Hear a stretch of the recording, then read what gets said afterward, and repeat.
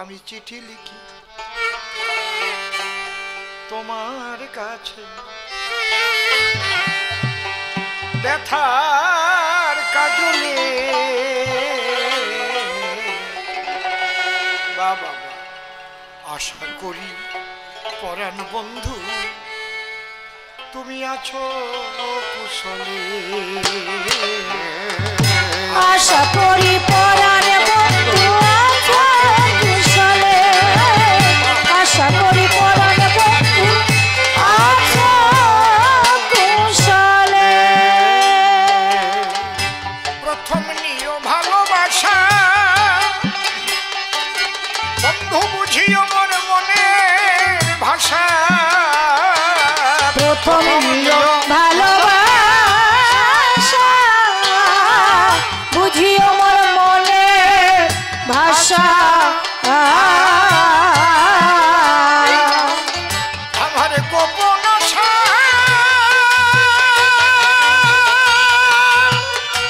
ওই আমার গোপন আশা, গোপন আশা ভিজিয়ে দিলাম, গোপন আশা ভিজিয়ে দিলাম নয়নের জলে।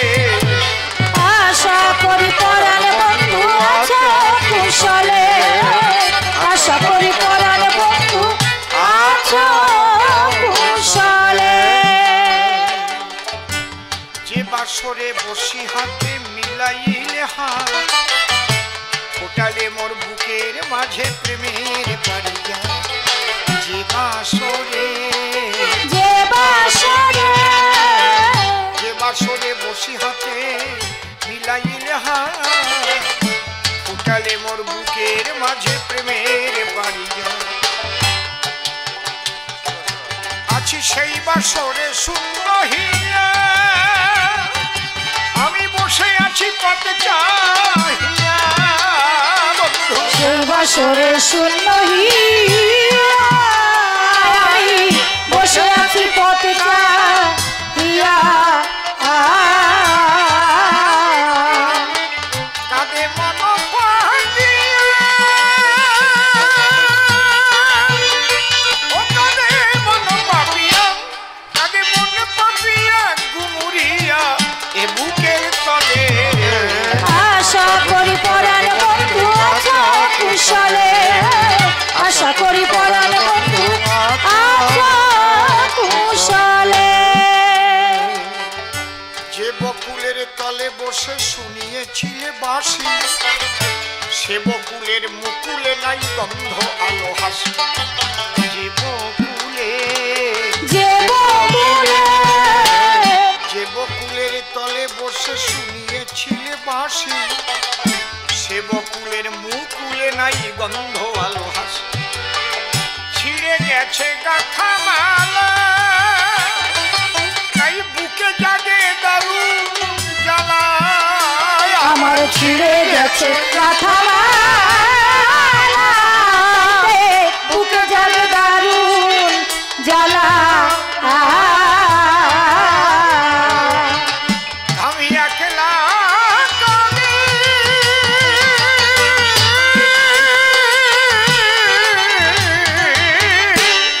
আমি একলা কাঁদি কুলোবালা বসে নিরালে।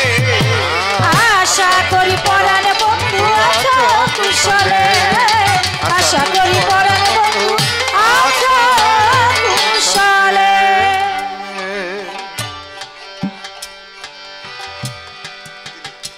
ভুলে যাওয়া, ভুলে যাওয়া পথটি বেয়ে ভুল করে এসে পারো যদি দেখে যেও দিবসের শেষে। একদম প্রাণের আবদার।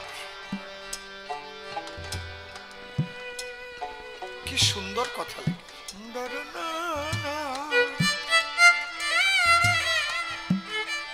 বাবা, আমার গুরুদেব একটা ছোট্ট গল্প বলতেন। এই চিঠি লিখির গান, এমন কোনো দিন ছিল না যেখানে গাইবার জন্য নির্দেশ আসতো না।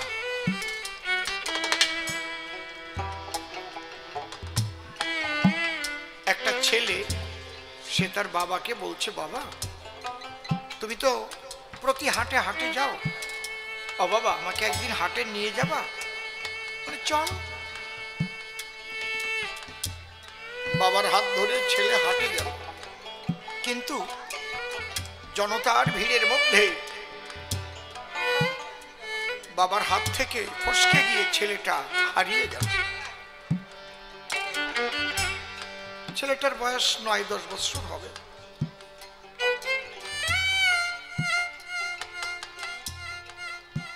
উচ্চস্বরে বাবা বাবা বলে কাঁদছে, বাবা বাবা। এক দোকানদার দেখে তাকে বলছে, ডেকে, খোকা কাঁদিস কেন রে? বলে আমার বাবা হারিয়ে গেছে। বলে খোকা তুই খুব বোকা, তোর বাবা হারিয়ে যায়নি রে, তোর বাবার এ হাট চেনা আছে, তুই নূতন এসছিস তো, তুই হারিয়ে গেছিস।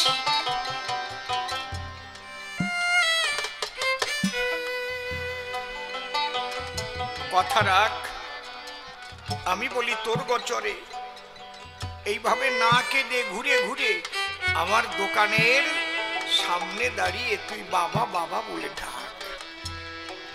বলছে তোমার দোকানের সামনে দাঁড়িয়ে ডাকলে আমার বাবাকে পাবো? বলে হ্যাঁ পাবি। কেন জানিস? তুই যেমন তোর বাবাকে হারিয়ে কাঁদছিস, তোর বাবাও তোকে হারিয়ে পাগলের মতো হয়ে গেছে, সেও কাঁদছে। কোনো একটা টাইম ঘুরতে ঘুরতে এসে ঠিক এই আমার দোকানের দ্বারদেশে তোর দেখা পেলে শেষে হাত ধরে গৃহবাসে তোকে নিয়ে করিবে। খোকা ওই দোকানের সামনে দাঁড়িয়ে দাঁড়িয়ে কাঁদছে, বাবা। আর ওর বাবা পাগলের মতো হয়ে ঘুরছে আর জিজ্ঞেস করছে, হ্যাঁ আমার ছেলেটাকে তোমরা দেখেছো? আমার সুবলকে দেখেছো? 10 বছর বয়স তার, একটা হাফ প্যান্ট পরা, নীল গেঞ্জি গায়ে দেওয়া। একজন বলছে হ্যাঁ একটা ছেলে ওই যে কালুর দোকানের সামনে দাঁড়িয়ে দাঁড়িয়ে কাঁদছে বাবা বাবা বলে। বাবা তখন ছুটে গেল, ছেলেকে কোলে নিল, নিয়ে ঘরে ফিরে গিয়েছিল। তাই আমার গুরুদেব বলতেন, আমরা বিশ্বপিতার হাত ধরে এই মায়ার হাটে এসেছিলাম, মাতৃগর্ভে বসে কথা দিয়েছিলাম, হে প্রভু তোমার নাম আমি ভুলবো না। কিন্তু এই মায়ার চাপে পড়ে তার হাত ছেড়ে আমিও হারিয়ে গিয়েছি এই জনতার ভিড়ের ভিতরে। তাই যদি তাকে পেতে হয়, ওই দোকানি শ্রীগুরুর চরণকে করে আশ্রয়, ওই চরণ তলে থেকে বাবা বাবা বলে ডেকে চোখের জলে ভাসলে বাবা এসে নিয়ে চলে যায়। ভুলে যাওয়া পথটি বেয়ে ভুল করে এসে আরো যদি দেখে যেও দিবসের শেষে আমি কেমন আছি মনের ঘরে, তুমি দেখতে পাবে নয়ন ভরে। আমি কেমন আছি পরে দেখতে পাবে নয়ন ভরে। আছে বনবিহারী, ওই আছে বনবিহারী, আছে বনবিহারী কেমন করে বাধা শিকলে। আশা করি পরাণ বন্ধু আছো কুশলে, আশা করি পরাণ বন্ধু আছো কুশলে। আমি কি যে লিখি কি যে বাকি পাই না খুঁজিয়া, অবলা না বলা ব্যথা নিও বুঝিয়া। কি যে লিখি কি যে লিখি কি যে লিখি কি যে বাকি পাই না খুঁজিয়া, অবলা না বলা ব্যথা নিও বুঝিয়া। আমি চিঠি এবার করলে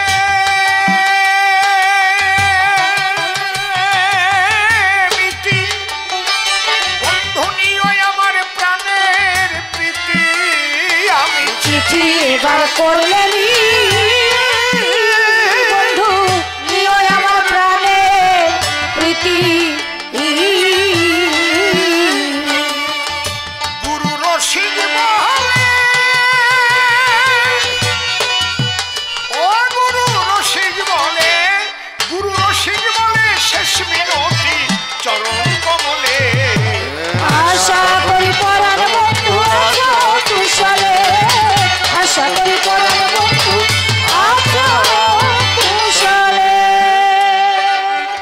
গানের চিঠি প্রাণের চিঠি পরাণ বন্ধুর নাম, ভাবের ডাকে পাঠিয়েছিল ভালোবাসার খাম।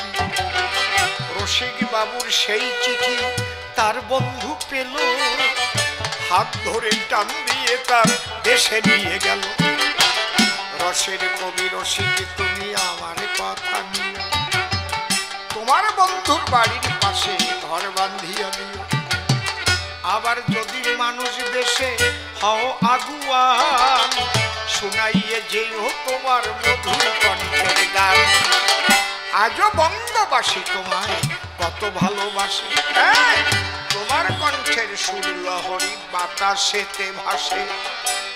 রসিক বাবুর চরণ তলে প্রণাম করি দান, যার কৃপাতে গাহি আমি এই কবি গান। তিনি আমার গুরু বটে দিলাম পরিচয়, তার কৃপা বাড়ি আমারই মাথায়। চোখের জলে আশীর্বাদ করেছিলেন দান, অসীম তোর মধ্যে বসে আমি গাইব কবি গান। যাক গুরু প্রণাম করে ভূমিকাতে যাই, আপনারা কবি গান শুনতে এসেছেন সবাই। বিশেষ একটা প্রশ্ন আমায় করে গেছে দান, গুরুচাঁদ ঠাকুরকে আবার বাবা বলে কেন? তবে বাবা হওয়ার যোগ্যতা করিলে অর্জন, তাকে বাবা বলতে পারে দেশের জনগণ। সেই যোগ্যতা অর্জন হয় কর্মেরই দ্বারায়। কি কর্ম করলেন গুরুচাঁদ দেব পরিচয়, যার জন্য জয় বাবা গুরুচাঁদ বলে। সেই কথা শুনে যান যত ভক্ত দল। আমাদের সনাতনী শাস্ত্রে পঞ্চপিতা এবং সপ্ত মাতার কথা লেখা আছে। পাঁচজন আমাদের বাবা। আমি যখনই কথা আরম্ভ করলাম ওখান থেকেই তোমার রাগ আরম্ভ হবে। লক্ষ্য রেখো, আমি একদিন বললাম ডিপলি এতে ডুবে যেতে হবে, কিন্তু বারবার একটা কথা বলছি তোমাদের।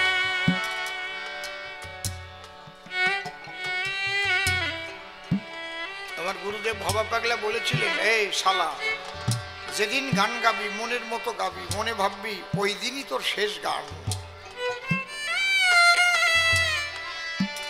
এমনি এমনি এই পর্যন্ত আইসি ভাবো নাকি? তাই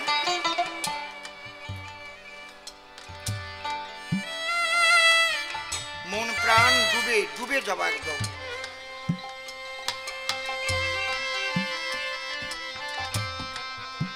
পঞ্চপিতা সপ্তমাতা।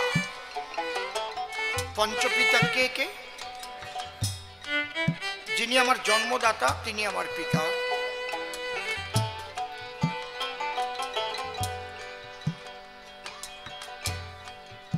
যে পিতার ঔরসে মাতৃগর্ভাবাসে স্পার্ম ওভাম মিলন হয়ে শেষে এ দেহ করেছে গঠন, তিনি আমার প্রধান পিতা। প্রণাম করি। ছোট পিতা স্বর্গ পিতা ধর্ম পিতা হি পরমন্তপ পিতরি প্রীতিমা পণ্যে প্রিয়ন্তে সর্বদেবতা। হরিচাঁদ ঠাকুরের দাদর বাণীর মধ্যে রয়েছে মাতা পিতাকে ভক্তি করিবে। নকুল ভাই, আমি বৈষ্ণবদের মধ্যে একটা জিনিস দেখে খুব দুঃখ পাই। বৈষ্ণব বলতে আজকাল যারা বিকাশিত হয় তাদেরই বৈষ্ণব বলে দেয় পরিচয়, তারা মা বাবার নামটাও বলে না। যদি জিজ্ঞেস করা হয় তাহলে বলে ওটা পূর্বাশ্রমের কথাটা জিজ্ঞেস করবেন না। এমনকি মাঠে কাটা মানুষগুলো এত কষ্ট করে ফসল ফলায়, তাদের ফসল তারা খেতে পারে, কিন্তু তাদের হাতের রান্না তারা খায় না। আমি ঠিক বলছি কি বেঠিক বলছি আপনারা বলেন? ঠিক বলছি তো নাকি? কথা বলেন। তাহলে আমার বাড়ির চাল, আমার বাড়ির ডাল, আমার তৈরি করা তরকারি তুমি খাবা, তাতে দোষ নাই, কিন্তু আমি রান্না করলে তুমি খেতে পারবা না। আমার কথার দিকে লক্ষ্য রাখো। যাজ্ঞে, তাহলে প্রথম পিতা হচ্ছে জন্মদাতা, দ্বিতীয় পিতাকে শিক্ষাদাতা। এই শিক্ষা দুই প্রকার, একটা জাগতিক শিক্ষা আর একটা আধ্যাত্মিক শিক্ষা। এই জন্যে যাদের কাছে দীক্ষা নেওয়া হয়, যার কাছে, সেই গুরুকেও মানুষ পিতা বলে সম্বোধন করে তো নাকি? আর এক অক্ষর যার কাছে লেখাপড়া শিখতে হয় তাকে পিতার সম্মান দিতে হয়। এটা সনাতনী শাস্ত্রে লেখা আছে। আমাদের সময় এটা ছিল। শিক্ষাদাতা পিতা যদি বেত্রাঘাত করত, বাড়ি গিয়ে নালিশ করলে বাবা আরো পিটাতো, তোর পড়া হয়নি বলে তোকে মেরেছি, কেন পড়া করিস? আর এখন সেই শিক্ষকের হাতের বেত কেড়ে নেওয়া হয়েছে। স্কুলে ক্লাস 8 পর্যন্ত পাশ ফেল তুলে দেওয়া হয়েছে। তার মানে দরিদ্র মানুষের সন্তান আর লেখাপড়া শিখে কোনোদিন বড় হতে পারবে না। যার বাবার টাকা আছে সেই টাকা দিয়ে লেখাপড়া শিখাবে প্রাইভেট স্কুলে, আর গরিব মানুষের ছেলে মেয়ে ওই স্কুলে যাবে, ডিম ভাত খাবে।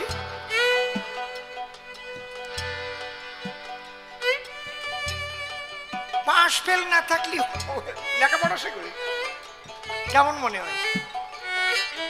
আগে যে সাবজেক্ট পড়া হতো না ওই ক্লাসে ঢুকতাম না বেতের বাড়ির ভয়ে। কি ঠিক বলছি তো নাকি? কথা কও।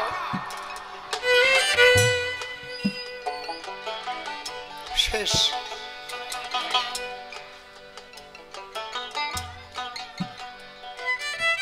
তাহলে আমরা দুটো পিতা পেলাম, কে কে? জন্মদাতা আর শিক্ষাদাতা। আর অন্নদাতা এক পিতা। আচ্ছা, লকডাউন যে গেল, যখন সমস্ত মানুষের কাজকর্ম বন্ধ ছিল, একটা লোক না খেয়ে মরেছে কি? কথা বলবেন। কেউ আপনারা টিভিতে কিংবা খবরের কাগজে পেয়েছেন যে না খেয়ে অমুক রাজ্যে একটা মানুষ মারা গেল? কাজকর্ম তো সব বন্ধ ছিল। যিনি খাদ্য দিয়ে বাঁচিয়ে রেখেছেন তিনিও পিতৃ সমতুল্য, পিতার সম্মান তিনি পাবেন। তাহলে কয়জন পিতা পেলাম? 3 জন। আরো 2 জন আছে, আশ্রয়দাতা এবং ভয়ত্রাতা। নিরাশ্রয়কে আশ্রয় যদি কেহ দেয়, মনে রাখবেন পিতার সম্মান সেই জনে পায়। যে নিরাশ্রয় তাকে যে আশ্রয় দেয়, আশ্রয়দাতা 4 জন। আর ভয়ত্রাতা, আপনি জঙ্গলে গেলেন, সুন্দরবনে বাঘের মুখে পড়ে গেলেন, বাঁচবেন না। কেউ যদি ওই বাঘের মুখ থেকে আপনাকে বাঁচিয়ে দেয়, সেও পিতার সম্মান পায়। বাবা তুমি আমার কত জন্মের বাবা, তাই আজকে বাঁচাই দিলে। তাহলে 5 জন বাবা আমরা পেলাম। তাহলে 5 জন বাবার স্ত্রী, 5 জন মা, এক্সট্রা 2 জন মা আছে। আমি জিজ্ঞেস করব আপনাদের কাছে, যদি জানা থাকে সত্যি কথাটা বলবেন। এখানে তো ওপার বাংলা থেকে আসা মানুষ আছে যারা বুড়ো বুড়ি আছে। আগে ফাল্গুন মাসে গোয়াল ঘরে গোফাগুনা পূজা হতো।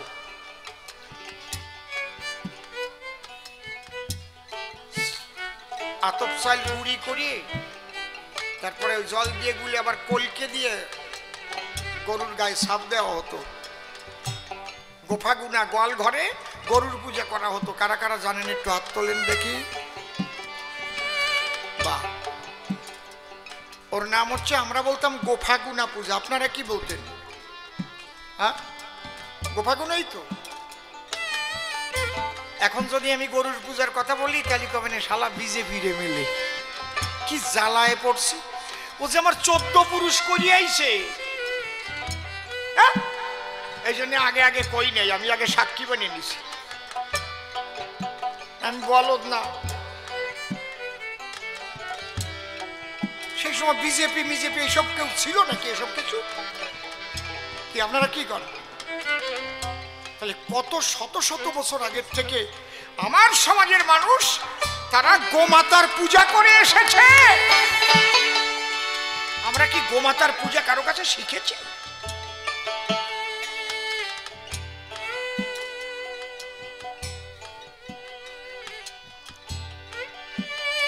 তাহলে এটা আমাদের সনাতন ধর্মের সংস্কৃতি।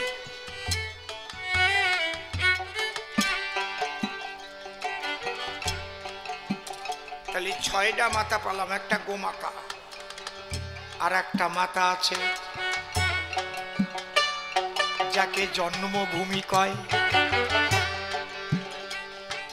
জননী জন্মভূমিশ্চ স্বর্গাদপি গরীয়সী, শাস্ত্রে লেখা রয়। যেখানে আমরা জন্মগ্রহণ করব সেই জন্মভূমি আমার মা। আপনি যদি এখান থেকে আমেরিকায় যান, যদি জিজ্ঞেস করে বাড়ি কোথায়, কোন জায়গার কথা কবেন? শব্দলপুর নাকি পানিখালি? কথা কয় না কেন? আমেরিকায় গেলেন, জিজ্ঞেস করবো বাড়ি কোথায়, কি বলবেন? কি বলবেন? Right, I am Indian. ওই বাচ্চাটা বোঝে, তাই এরা বোঝে না। তাহলে ভারত হচ্ছে আপনার মা, এই জন্য ভারত মাতা বলা হয়। কারণ এই ভারত মাতা, এটাই আমার জন্মভূমি, এই জন্য বলা হয় ভারত মাতা কি, ভারত মাতা কি, ভারত মাতা কি। এই ভারত মায়ের যদি কেউ অসম্মান করতে আসে, আমরা তাকে ছেড়ে দেই না। ভারত মাকে শৃঙ্খল মুক্ত করবার জন্য জীবন দিয়েছে বিনয়, বাদল, দীনেশ, ক্ষুদিরাম, মাতঙ্গিনী হাজরা, মাস্টারদা, সূর্য সেন, দেয় নাই? নেতাজি সুভাষচন্দ্র বসু, আহা হা, কোথায় তারা? তারা এই মায়ের জন্য জীবন দিয়েছে, ভারত মায়ের শৃঙ্খল মুক্ত করবার। আর এখন ভারত মা কি জয় করলি কবে? ওই শালা বিজেপি কি জ্বালায় পড়েছি।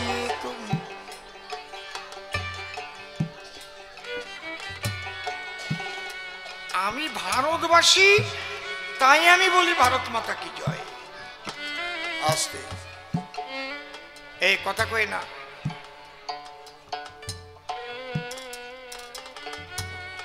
আমাদের 14 পুরুষ পূর্ব থেকে গোমাতার পূজা করি। তাহলে পঞ্চপিতা, সপ্তমাতা। এইবার কথা হচ্ছে গুরু চাঁদাবার কোন পিতা? এর মধ্যে কোনোটা তো করে না। হ্যাঁ, কায়দা আছে। যিনি লেখাপড়া আমাকে শিখান তিনি হচ্ছেন আমার শিক্ষক। তাহলে সনাতন শাস্ত্রে যদি তারে বাবা বলা যায়, তাহলে যে সমাজে 100 জনের মধ্যে 85 জন মানুষের লেখাপড়ার অধিকারী ছিল না, কেন? তারা শূদ্র, তারা স্কুলে যেতে পারবে না। কেন? শূদ্রের কাজ হচ্ছে 3 বর্ণের দাসত্ব করা, তাদের সেবা করা। তাহলে এই 85% শিক্ষিত করেছেন, 4500 স্কুল করেছেন, এদের নয়ন খুলে দিয়েছেন। তার নাম বাবা গুরুচাঁদ ঠাকুর। বলো বাবা গুরুচাঁদ নিবানন্দে হরি হরি হরি হরি। তুমি শিক্ষার অধিকার পাবা, তারপরে স্কুলে যাবা, তারপরে তো মাস্টার মশাই রে বাবা কবা। এই শিক্ষার অধিকার ছিল না রে ভাই, গুরুচাঁদের আন্দোলনে সেই অধিকার পাই। শুনলে অবাক হয়ে যাবেন, গুরুচাঁদ ঠাকুরকে কোনো স্কুলে ভর্তি করতে দেয়নি। কেন? নমশূদ্রের ছেলে বলে কোনো স্কুলে দেয়নি। তারপরে উনি মাদ্রাসায় পড়েছিলেন। এই কথাগুলো শুনে যাও, এদিক ওদিক তাকাও কেন? গুরুচাঁদ ঠাকুরকে কোনো স্কুলে ভর্তি করেনি। কেন? উনি নমশূদ্র। শূদ্র আবার স্কুলে পড়বে কেন? ওখান থেকে ধাক্কা লেগে গেল, না এটা মানা যাবে না। সবাই তো মানুষ, আমরা কর্মে বড় হব, সবার শিক্ষার অধিকার আদায় করে নেব। এই জন্য উনি বিভিন্ন জায়গায় মিটিং করতে লাগলেন এবং বাণী দিতে লাগলেন। এই মেদিনীপুরে এসেছেন মিটিং করতে গুরুচাঁদ ঠাকুর, ঘাটালে। ওই সময়ে বিরাট কৃষক সভা, তার সভাপতিত্ব করছেন গুরুচাঁদ ঠাকুর। কি মানুষই নেই, ভাবতে গেলে তো মাথা খারাপ হয়ে যায়। কোথায় ওরা কান্দি, কোথায় সাফলি ডাঙ্গা, সেই বিলের মধ্যে থেকে ওই লোকটি চলে এসেছে ঘাটাল মেদিনীপুরে কৃষকদের নিয়ে আন্দোলন করতে। তার নাম গুরুচাঁদ ঠাকুর।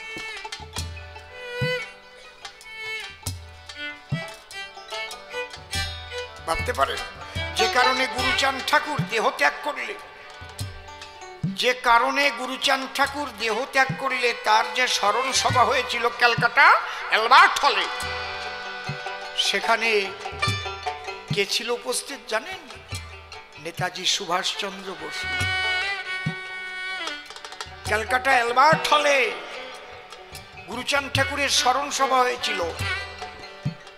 গান্ধীজির আসার কথা ছিল, উনি আসেননি। উনি একটা চিঠি লিখে পাঠিয়েছিলেন, চিঠিটা আমার কাছে আছে।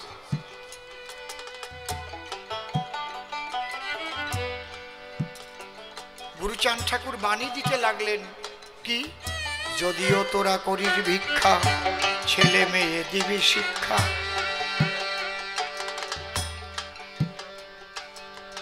শিক্ষা সংহতি সংগ্রাম চেতনা, দলিতের মুক্তি নাই এই তিন বিনা। শিক্ষিত হও, ঐক্যবদ্ধ হও, শিক্ষা সংহতি সংগ্রাম করো, তাহলে তোমার অধিকার আদায় হবে, তাই নইলে হবে না। গুরুচাঁদ বললেন, শিক্ষিত হও, রাজ শক্তি পাও। যে জাতির রাজা নাই, সে জাতি তাজা নাই।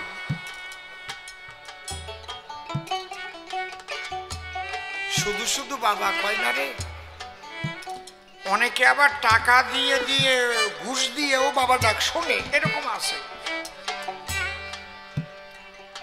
আপনারা ওই দত্তফুলিয়ার থেকে বাসে করে বনগা যাওয়ার মাঝখানে চান্দা, এই হালেনসা, তারপরে চান্দা বাজার বাঁধেন আছেন, চান্দা, হ্যাঁ, ওই জায়গাটা বট গাছ ছিল, এখন নাই বাস স্ট্যান্ডে। ওখানে একটা ঘুমটি দোকান ছিল, সেখানে মাঝে মাঝে এক বুড়ো এসে বসতো, পান বিড়ি সিগারেট এগুলো বিক্রি হতো, চকলেট ফকলেট।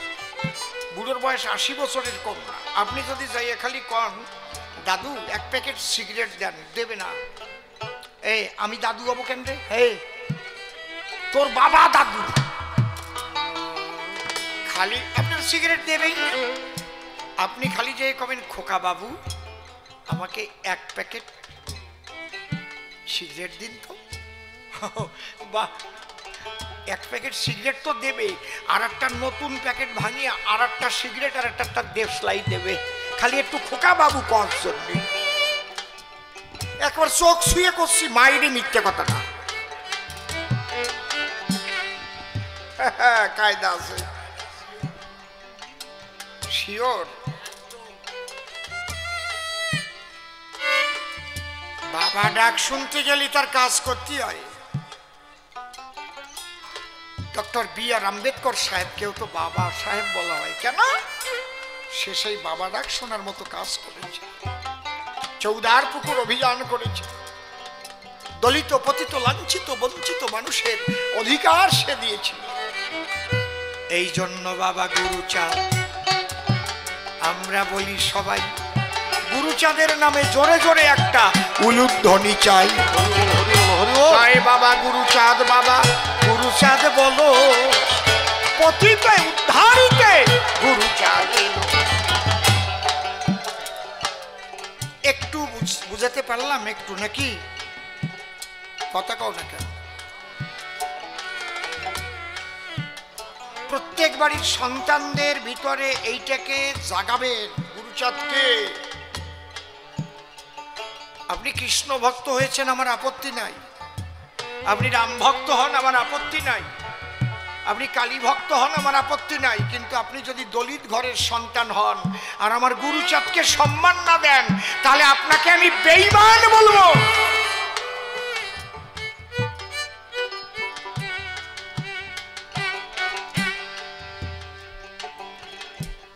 গুরুচাঁদকে আপনার সম্মান করতেই হবে। তার কাছে আপনারা ঋণী, আমরা ঋণী।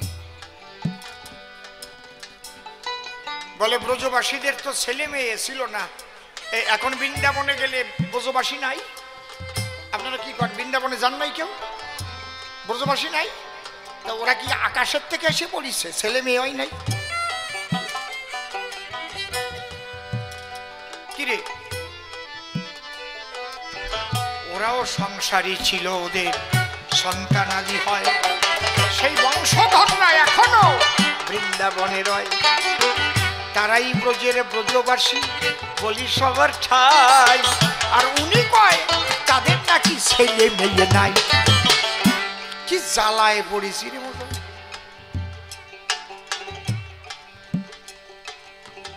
গিয়ে দেখো রতনলাল ব্রজবাসী নিধুবনের পাশ, বিরাট বাড়ি করি তো সে বাস। রতনলাল ব্রজবাসী নাম বলে দিস, একেবারে নিধুবন লাগা বাড়ি। ওঙ্কারনাথ মুনিমজি ব্রজবাসী, একদম বাকে বিহারী মন্দির, তার পাশে বাড়ি। আসতে এখনো গিয়ে দেখেন বৃন্দাবন, গোকুল, নন্দগ্রাম, যাবট, বর্ষনা, প্রতিটি জায়গায় সেই ব্রজবাসী রয়। তাদের বিশুদ্ধ কৃষ্ণ ভক্তি আবার ছেলে মেয়ে হয়। তন্ত্র মন্ত্র নাই তাদের, আত্মসমর্পণ, সেবার দ্বারায় এখনো আছে বৃন্দাবন। এখনো বর্ষানা যাবেন আপনারা, দেখবেন ব্রজবাসীরা ঘোল নিয়ে থাকে, ঘোল, ঘোড়া নিয়ে। আ যাইয়ে মাঠা পিয়ে পয়সা নেবেন আপনার কাছে। কি প্রেম, কি ভালোবাসা। সে বাচ্চারা ওই রকম, তাই বাচ্চাগুলোকে ওই উপরের থেকে পড়িছে, ছেলে মেয়ে হয় না ওদের। আর ছেলে মেয়ে হলেই কি মানুষ নষ্ট হয়ে যায় নাকি? আমার মনে হয় ওনার মা বাবা ছেলে মেয়ে জন্মায় নাই, উনি এমনি এমনি জন্মিছে।